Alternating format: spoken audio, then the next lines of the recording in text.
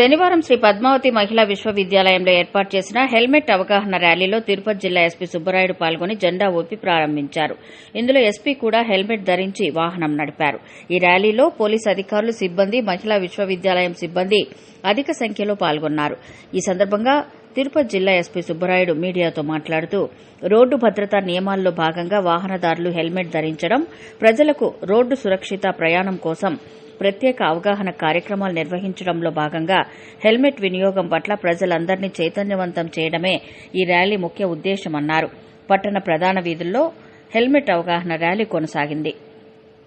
అనంతరం ప్రజలకు హెల్మెట్ ధరించి ప్రయాణం చేయడం వల్ల కలిగే ప్రయోజనాలు, ప్రమాదాల నివారణపై రోడ్డు నిబంధనలు పాటించడం, హెల్మెట్ ధరించడం వల్ల ప్రాణాలను ఎలా రక్షించుకోవచ్చునో పోలీసులు వివరించారు. పోలీస్ శాఖ తరఫున ప్రజలందరికీ విజ్ఞప్తి చేస్తూ అందరూ హెల్మెట్ ధరించి రోడ్డు భద్రతకు సహకరించాలని ఎస్పీ పిలుపునిచ్చారు.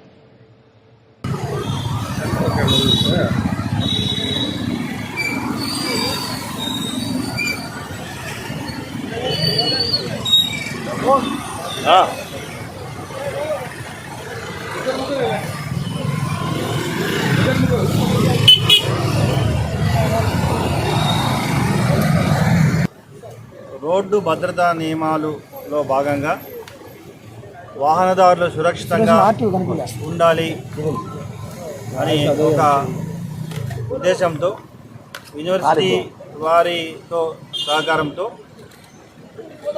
పోలీస్ వారు, వివిధ విభాగాల పోలీస్ వారు, యూనివర్సిటీ విభాగం అంతా కలిసి ఈరోజు హెల్మెట్ ర్యాలీని తిరుపతిలో చేయడం జరిగింది. దీని ద్వారా అందరూ కూడా హెల్మెట్ ధరించాలి, రోడ్డు భద్రతా నియమాలు, ఎంవీ యాక్ట్ రూల్స్ ఖచ్చితంగా ఫాలో అవ్వాలి. తద్వారా మీరు సురక్షితంగా ఉంటారు, మీతో పాటు పక్కన ప్రయాణించే వాహనదారులు కూడా సురక్షితంగా ఉంటారనే ఒక ఉద్దేశంతో ఈ కార్యక్రమం పెట్టడం జరిగింది. దీని ద్వారా ఎంవీ యాక్ట్ సరిగా ఫాలో అవ్వకుండా, రోడ్డు భద్రతా నియమాలు ఫాలో అవ్వకుండా అనేక రకాలుగా యాక్సిడెంట్లు వారు ఎఫెక్ట్ అవుతున్నారు. కాబట్టి ఈ అవేర్నెస్ ప్రోగ్రాం ద్వారా అందరికీ కూడా ఒక నియమాలు తెలియజేయడం జరుగుతుంది. అదేవిధంగా ఎన్ఫోర్స్మెంట్ ద్వారా ఎవరైతే ఈ ఎంవీ యాక్ట్ అతిక్రమిస్తున్నారో, డ్రంక్ అండ్ డ్రైవ్ కానీ లేదా హెల్మెట్ ధరించకపోవడం కానీ, ఓవర్ స్పీడ్ చేయడం కానీ, వీరందరిపై కూడా కఠినంగా వ్యవహరించడం జరుగుతుంది రాబోయే కాలంలో.